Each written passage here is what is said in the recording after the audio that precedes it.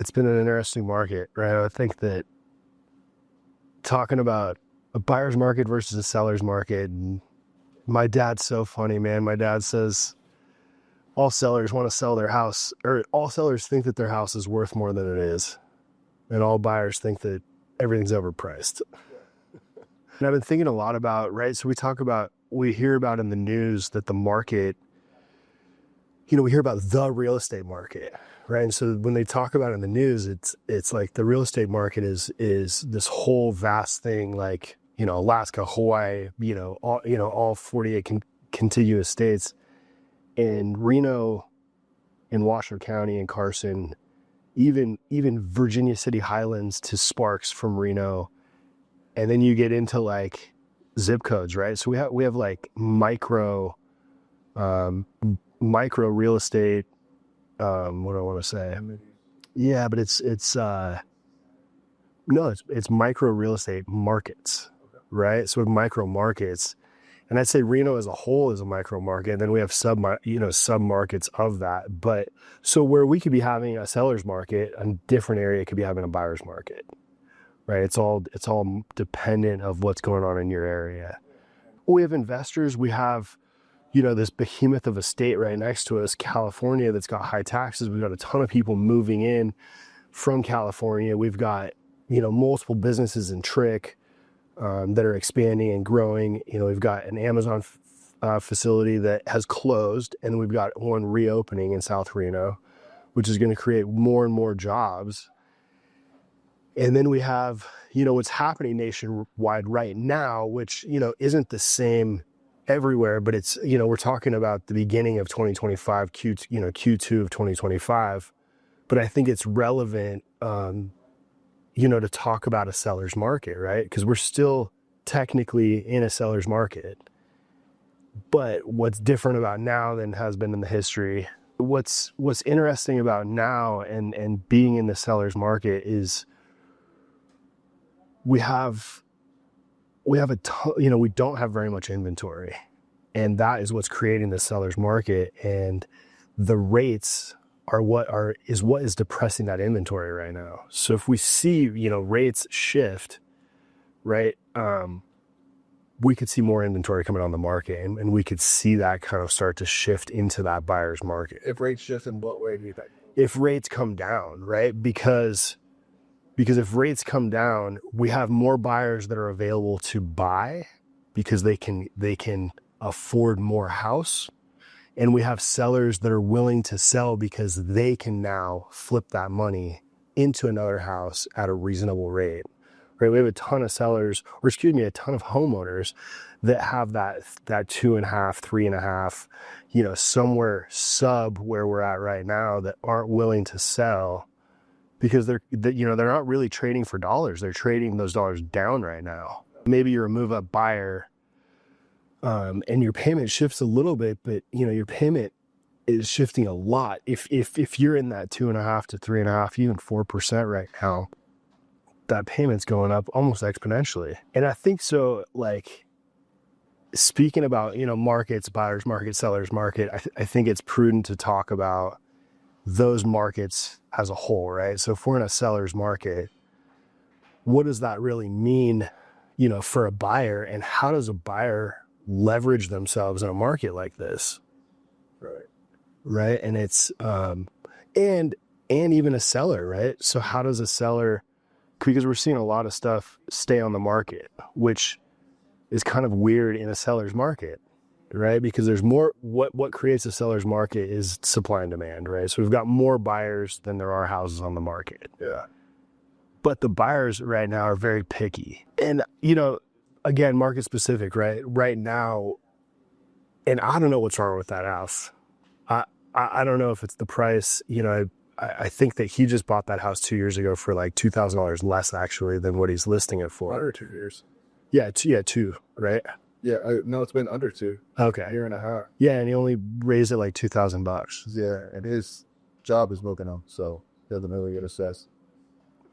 But I think it's interesting because right now, with rates as high as they are, buyers are really looking for what their opportunity, buyers are looking for. Let me retract that. Buyers are forced to buy stuff that's convenient and doesn't need a whole lot of work, because right now a lot of our buyers are cash poor, right? They are squeezing by with that down payment. They're getting assistance from family and friends for the down payment. So they're really trying to find something that is finished, and they're willing to pay a little bit more for something that they can walk into right now. As a buyer, what do I expect to come out of pocket, right? And a lot of those fees, we split a lot of the title fees and the escrow fees, generally speaking, right? And all of that stuff is negotiable in the contract. Even the inspection fees are negotiable in the contract. We generally don't see sellers pay for a lot of the inspections, aside from, we'll see sellers flush out their own septic tank or do a water test. But that's a small piece of our area, because most of our area is on sewer and septic. But a lot of the buyers are, they have to pay for those inspections. And as a real estate agent, I recommend a lot of those inspections, especially with the age of the house, right? You might, might be who of you to do a sewer line inspection to make sure that that sewer line is connected and hooked up. I think that depending on the age of the house, depending on who the inspection company was, I think it's always a good idea to get your own inspection done. And one of the reasons, and I don't know if this is a good example, but like, you really like Nikes, and you're like, Ben, I think you should wear Nikes. And I'm like, I'm more of an Adidas guy, right? So I'm gonna, I want to throw on Adidas. We might get the same thing at the end, but I know that these ones work really well for me, right? And so, depending on the inspection company, and if that inspection company is willing to talk to those potential buyers, I will recommend that we get our own inspection, right? Because you're paying for it, you're their client, and at the end of the day, that's our inspection, not the seller's inspection. Cool. So one of the things that I like to do, with buyers and sellers, is I like to put together a net sheet, right? So we either do the net sheet based off of a specific property if you're a buyer, or off of what your loan qualification is for. So we can see, what do the escrow fees look like? What do the inspection fees look like? What is it going to cost me for the down payment? We can get some really, really close costs through an estimate sheet. And then, the same thing for the sellers, right? Like, I had a great conversation with some sellers that I have just the other day. And it was like, we priced their house, and I think we might've priced it a little bit too high. We're kind of reassessing some of that stuff. And I sat down with them and I said, what do you guys want to walk away with, right? At the end of the day, after you pay your loan off, what debts do you have? If you guys are going to buy another house, what is that 10% down payment? And then how much cash do you guys ultimately want to walk with? And so getting that number from those guys, I was able to, come up with some pricing and come up with some options of, hey, what does it look like if we price it here? What are we going to walk with? What does it look like if we price it here? What are we going to walk with? And having all of the fees in there. So when we talk about investors, I would say investors, and I would say first-time home buyers, right, which are completely different beasts. They're both some of my favorite people to work with, and for very different reasons. But I really like working with investors, like you said, because they know what they want, and they're making a decision based off of numbers, right? Not off of emotion, right? So we got a very, a sophisticated buyer in different ways, right? Because the investor is looking for a return on their money. Whereas, you and I buying a house, we're looking at it from, are my kids going to have a good life here? Do I like the backyard? Is it somewhere I can grow? Do I like the area? I'm a big proponent of not pulling equity out of your house. I think pulling equity out of your house can be a very dangerous thing. And I'll give you some examples of when it's a good idea to pull equity out and when I personally think it's a bad idea to pull equity out. Like I'm getting ready to redo our bathroom. And that is something that I'd be willing to pull equity out of the house to finish because I know that that bathroom remodel is going to add value to that house. I might not get 100% return on that bathroom remodel, but it's kind of a twofold, right? I get most of that return back when I sell that house because it's adding value, and for use of that house for the lifetime that I live in it, it's adding value to me and the livability for me and my family. I wouldn't pull equity out of my house to go buy an investment. I wouldn't even pull equity out of my house to help me in my business, because at the end of the day, I want to have a place to live that I know that I can afford if all I had was my job, right? Or if I've got 6 months of expenses and I know I can afford that house, right? Like I think having your own kingdom, having your castle, if that's what you want to call it, is by far the most important thing. So when you start pulling equity out for other reasons than putting it back into that property, it can be a dangerous situation. And, then when we talk about investments, right? So I think when you have investments, I think it's a great idea to pull equity out to buy another investment, right? Because that's separated, and I'm not an attorney, but that, if you create LLCs and shelters for that stuff, if the market goes belly up, right, they don't go after your stuff personally. And again, I'm not, they go after those investments.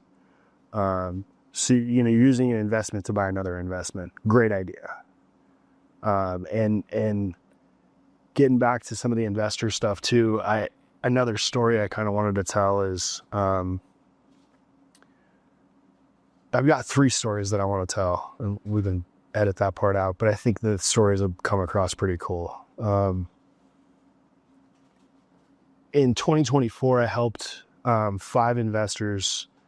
I kind of brought this deal to 5 investors. I was looking at some land for a builder that was going to potentially buy this land and build. And with these 60 lots, there was 9 additional townhomes that had already been finished. And so the land deal with the builder didn't end up working. So I talked to the agent who was the listing agent at the time and talked to him about pulling these 9 townhomes out of the deal. And so we were able to, there was 5 investors on homes, and we were able to pull these 9 townhomes out of this land deal and effectively walk in with $100,000 in equity in each of the 9 townhomes. So these guys rented them out, and to get away from short-term capital gains tax, most of them are going to rent them out for a year, and then we're going to list them later on this year after that rental cycle. But because of that, that thinking and my time, as an agent, I was able to see that deal and kind of work it, and then put 5 investors together, and walk in with a ton of equity. And it was a pretty cool deal. So, if you own the property yourself, you have to live in the property for 2 out of 5 years, and you don't pay any capital gains tax. And then there's short-term versus long-term capital gains tax. So from a rental perspective, from like an investment perspective, right? Those guys never will and never had lived in those units, so they can't get away from the capital gains tax altogether. They own them for a year. They don't have to pay short-term capital gains tax, which is higher than long-term. So they're still gonna have to pay long-term capital gains, but it's at a reduced rate from that short-term capital gains. That makes more sense. But as a homeowner, man, you live in a house and I know people that, they flip their house every 2 years. And as a single individual, I believe it's $250,000 that you don't have to pay if your gain is 250 or less, you don't have to pay capital gains tax if you lived in it 2 out of the past 5. And then if you're a married couple or filing jointly, it's that level is $500,000. So I know people, every 2 years, their goal is to make somewhere between 1 and 500 grand on their house, sell it, and move into the next one. Even if you buy something and you yourself put the work into it and the sweat equity, you yourself into a better situation. Again, all that stuff's market dependent, right? Because in 2 years, we don't know where the market's going to be. Man, I think that we're all micro, man. I think we're those micro markets that I was talking about. Because, and a good example of that, Will, is Texas as a whole, but you look at like Dallas and even Austin, and then you look at Florida. I think the same thing, and I'm talking since COVID. Pre-COVID, that might have been very true, but I think since COVID, these economies that had a big push or influx of population, their markets went up really high, and then people realized they didn't like the climate, they didn't like the weather, they didn't like the hurricanes, right? Whatever it was, and then we had this mass exodus out of, and those are the 2 examples, is Texas and Florida, where we haven't had that, right? We've had a mass influx, but we haven't had an exodus yet, and I don't know if we will. So I think you can get yourself in trouble when you start comparing other areas, right? I have a client right now. They don't know. They're trying to sell their house. They don't know if they want to live here or they want to move to Arizona, right? So from a climate perspective, right, I would say like half to maybe 3/4 of the year we have similar climates to Arizona, but then the summer, man, we're like, it depends on where you live in Arizona, right? Because there's higher in elevation, you can get up there in elevation close to where we are. You can get some of that greenery. But yeah, you talk about places like Phoenix, Flagstaff, stuff like that, where it's hotter than hell. But, Phoenix is a lot cheaper than we are. And Texas is a lot cheaper than we are. And, a lot of these areas. So yeah, it's tough to start comparing areas. I think it'd be good to talk about like, when you're getting ready to sell your house, what are, you were talking about, we're talking about like putting money back into the house and not overdoing it and, falling back in love with the house and things like that. But it's also like, hey, if somebody says, hey, I want to list my house, what are some things that I should do to get it ready? And again, some of that stuff is market dependent, right? I hesitate when people start telling me that they want to repaint the interior, they want to replace the flooring, because those are things, in my opinion, that the next buyer is going to change if they don't like them. So for interior touch-ups, right, like flooring, wall color, if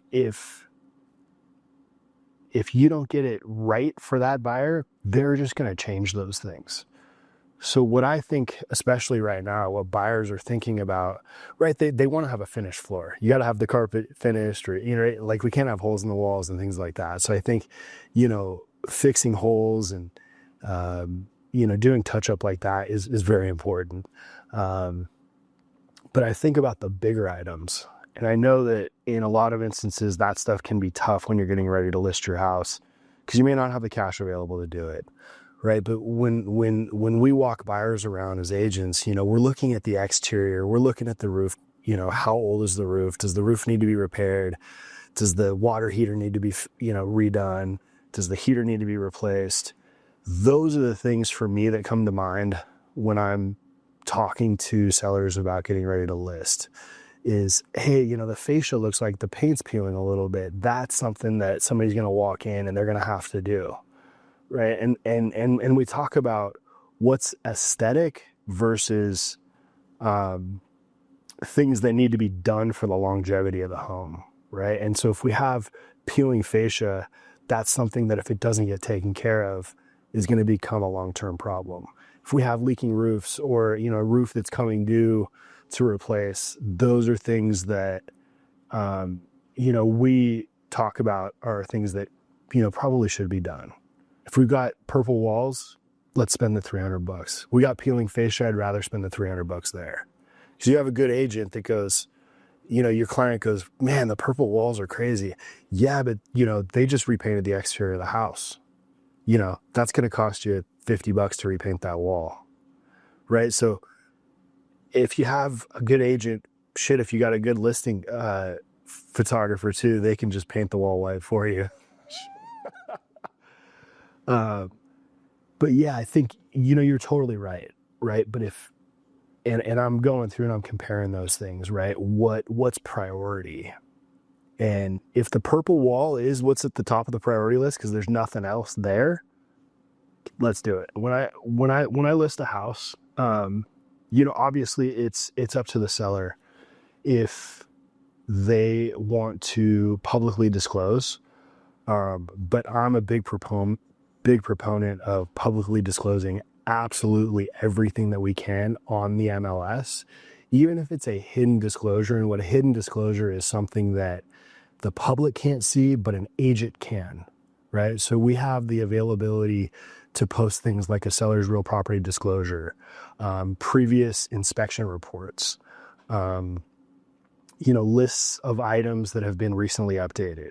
So I put all of that stuff in that hidden folder for those agents. So when they go and show that property, they have all of those talking points. And if you're a client of an agent out there, I would say ask your agent if there's any additional information about this property that you have access to that we don't as the public. Because we generally there's a whole field in the MLS that's private remarks too that the public can't see.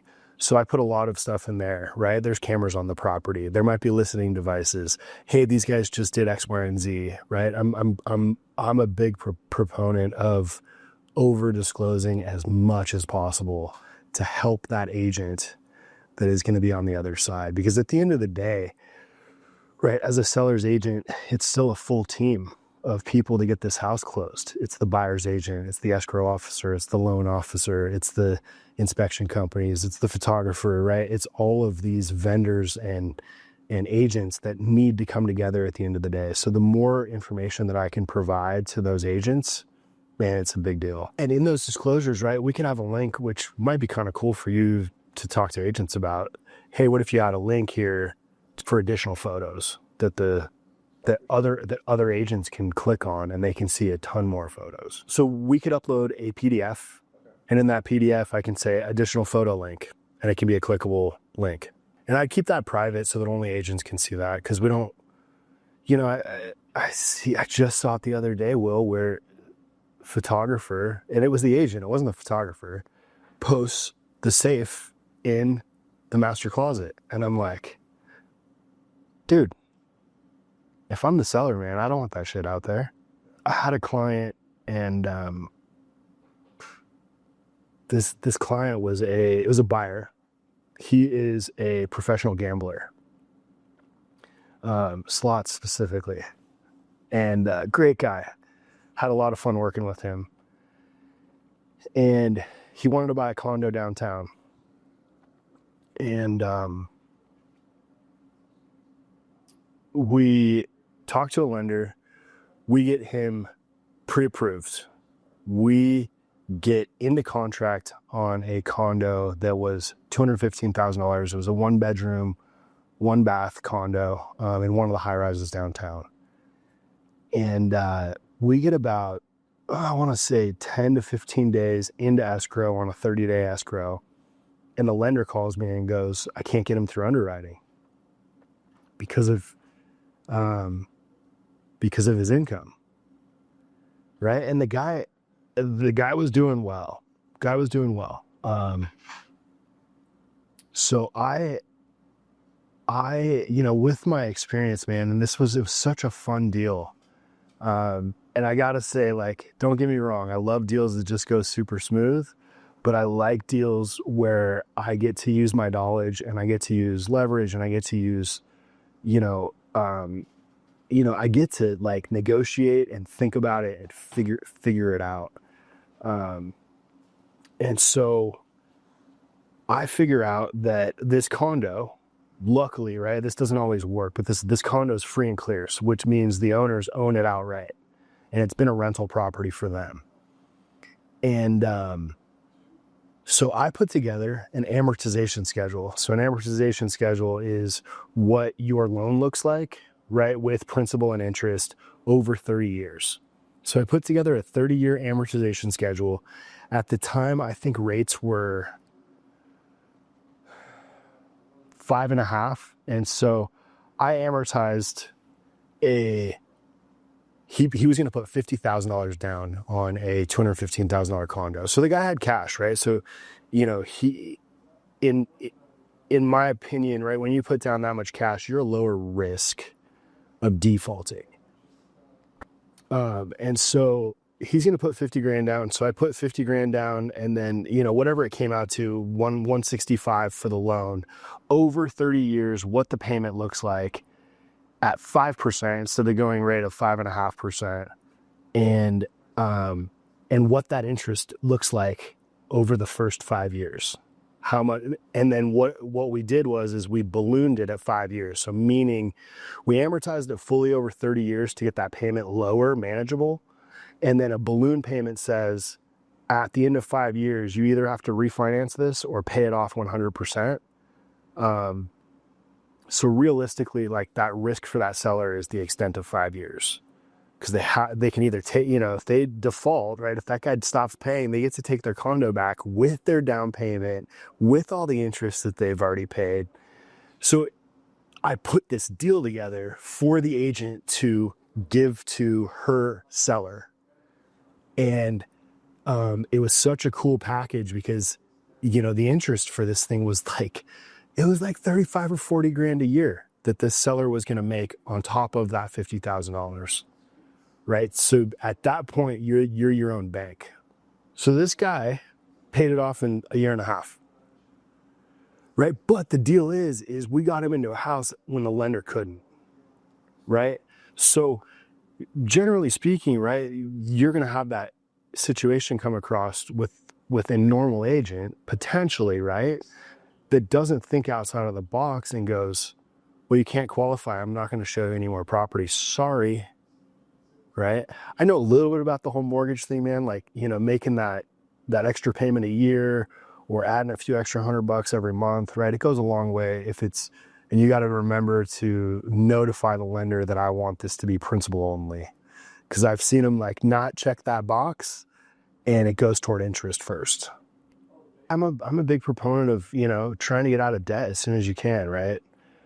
With whatever it is. I think that having a manageable house payment is okay. That's okay debt. It's not great, but it's okay debt. The rate of return on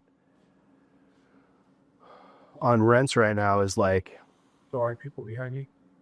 Me? No, Oh, it stresses me out when you're fine. the rate of return right now is anywhere from 4 to 6.5%. And it's tough when you have loans that are costing you 6 to 7%. Right. So then you have to look at it as a cash on cash. Yeah, you're fine. Keep your eye on it.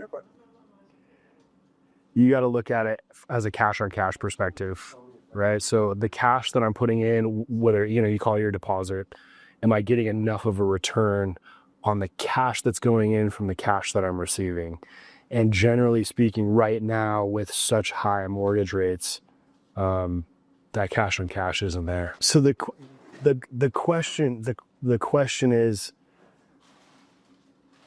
when we're putting an offer together,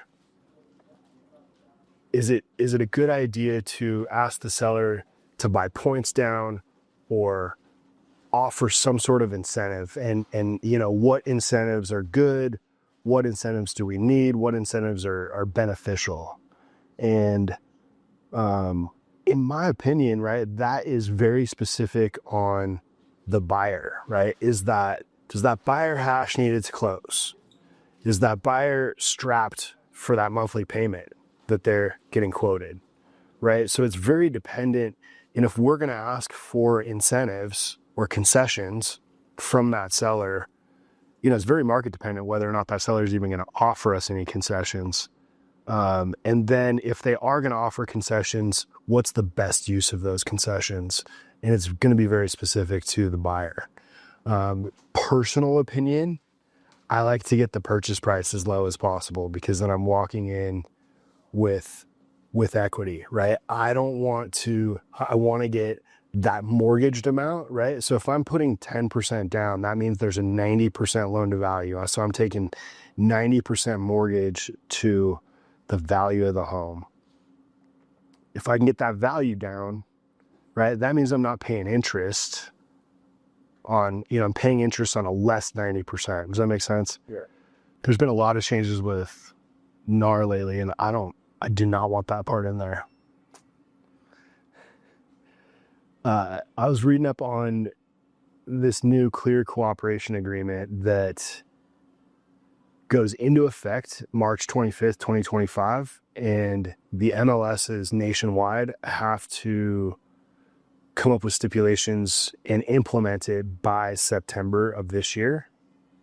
And what the new clear cooperation discusses, and it's stuff that we've kind of already been able to do, but it specifically talks about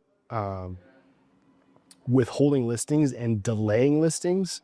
So somebody might say, well, and delaying them specifically for public display, which is considered like an IDX, which pushes it out to other agents, out to Zillow, out to Realtor.com, out to, all of those third-party websites, as well as the MLS publicly. And so what the National Association is saying that there needs to be clear cooperation around that. And it should, because before, if I took a listing, within 24 hours, I had to post that listing publicly, or I had to have a withheld listing agreement with the seller for a disclosed amount of time before the listing went public. So it's still listed, but it wasn't for public dissemination. So what the clear cooperation now is saying that sellers should have the option to withhold or delay that listing for as long as possible. So it can be sold and it can be disseminated in certain ways as a delayed listing. And where that might come up is you want to sell your house and you're like, hey, Ben, I want you to be my agent. I want to sell my house, but I don't want to come to market quite yet because I need to do X, Y, and Z in the house. I need to repaint the exterior. I need to get a few things figured out. And I would say, hey, do you want to get this house listed today? We can do a delayed listing agreement so I can disseminate this to my office and to other agents out there so that we can let them know that your house is for sale. But we're not going to publish it yet, right? So we're not going to have pictures taken, right? But it gives us an opportunity to, show other people out there that, hey, this thing's on the market. It is for sale. But you have to know a few things, right? We're not quite ready to do whatever. And where that could be beneficial, there's also a piece now that says, I can exclusively list your house and market it to my office. So it's an exclusive office listing. And where this was really cool is in our office, right? We all kind of get together sometimes and we say, hey, we got this listing coming up, or, let me know if you have any buyers or, buyers for that listing that I've got coming up. So it gives us an opportunity to almost like pre-sell your house a little bit. And that can be beneficial, like I said, in certain circumstances. And I've got a really cool story. I helped a VA buyer last year when buyers were having a tough time, right? We were having multiple offers. And so being a VA buyer, unfortunately, right? So we've got this VA guy that, went to service for our country, and his loan, because it's 100% loan and there has to be additional inspections done, right? It's almost not as strong of an offer using a VA loan, which is super, super sad. And that's for another podcast and a different time. But because, in our office, we talk about some of these listings coming up. I knew of a listing because this guy got beat out, right? We made an offer, we made a full price offer on a house. And because he was a VA buyer, it was almost discrimination, but it's not technically discrimination. But this guy didn't get the house because it was a multiple offer situation, and because of his loan terms being a VA buyer, they didn't want to take it. So in our office, we were talking about some listings that were coming to market, and I talked to this guy, and he had a listing that was coming up in a couple of weeks, and it was perfect. Price point, everything was perfect. So we made an off-market offer on this house. And we ultimately got it, right? So we got to do an off-market deal, which was really cool, right? And so the difference today is that house could be on market exclusively for the office for a select amount of time for whatever reason. So commission rates have always been negotiable. And some of the things that I think that buyers and sellers should be asking their agents, right, is, hey, I understand, you're gonna list or you're gonna represent me for X. What does that include, right? Just like you go to the car wash and you get the $15 wash, the $17 wash, and the $19 wash. You know what each one of those includes, right? And so because those are negotiable, right, I have the availability and the freedom as an independent contractor to negotiate my rate based on what you, the seller or buyer, are looking for, right? If you're looking for somebody just to open doors and do a contract, right, we can negotiate a specific price. If you're looking for somebody that, is going to be there with you the whole time, is going to be doing open houses consistently, is going to be negotiating on your behalf, is going to be scheduling inspections, is going to be scheduling everything with the title companies, and getting those professional photos taken, and doing those things and creating a ton of value, right? We can negotiate a price for that. So for a listing agreement, right, I like to list on a Tuesday or Wednesday because I like to get that listing out prior to that first weekend. I don't want to list too early in the week. That first weekend, we want to hit it hard. We want to do open houses. I like to do open houses for those first 2 weekends for sure. And then depending on how many people we've had come out and look at the properties of those first 2 weekends, kind of assess what kind of a schedule we have moving forward. But those first 2 weekends, we're doing open houses no matter what. We're including listing photos, all of the contract negotiations. We are scheduling everything with title, scheduling everything with the inspectors from that buyer's agent. So, we are consulting with that agent, figuring out what times and days work for them and the buyer, and then consulting with you as the seller on what days and times work for you. And you don't have to be present for that. I open the doors for them. Depending on the price point, we are there at every showing. That's generally for higher price points, specifically because those higher price points generally have a lot more questions about the property because they're paying, a higher dollar amount. So we like to be at all of those showings. We put together brochures for your listing. We do video content for your listing. We do open house content. The other thing with showings, right? So we have agents that schedule through our MLS, right? That's also included in that listing package as far as a value proposition. Is all of the showings are completely taken off your plate, right? They are scheduled and you get to approve or decline them. And every one of those showings, I will follow up with those agents and talk to them and get feedback and see what's going on with the property. And I will tell you what that feedback is, and we can discuss, and figure out if that feedback, we need to make a change with something, whether it's price, painting a room, cleaning the dog crap out of the front yard, right? Whatever it is that comes through on that, so that, we can check back in with those people and kind of narrow down what some of those barriers are that we're running into. If you like some of the content that you've heard from me and, want to know bullshit agent, or just want to go out to coffee and chat and, shoot the shit about the markets or whatever's going on. I mean, I love stocks. I love, some of the politics. And, I just like to hang out and kind of get to know people. But the best way to reach out to me is going to be below. And my website's super easy. It's sellinreno.com.